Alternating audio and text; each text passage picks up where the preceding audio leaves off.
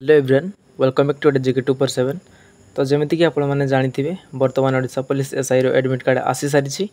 जदि आपने एवं सुधा एडमिट कार्ड डाउनलोड करना ताले देखूँ केमी डाउनलोड करेंगे केवल मोबाइल नंबर दे। सर्वप्रथम वीडियो डिस्क्रिप्शन में लिंक अच्छी लिंक को क्लिक कलापर आपण मानू एमती गोटाए इंटरफेस शो करिवो। एठारे आपण माने कंटिन्यू एग्जिटिंग एप्लिकेंट रे क्लिक करेंगे।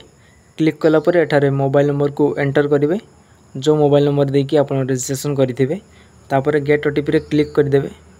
क्लिक कलापर ओटीपी को एठारे एंटर करेंगे। देन वेरीफाई एंड लॉगिंग रे क्लिक करदेवे। तापर एठारे आपन को डाउनलोड एडमिट कार्ड एमती गोटे ऑप्शन देखा मिलिबो। एठारे क्लिक करदेवे एवं एडमिट कार्ड डाउनलोड हो जिवो।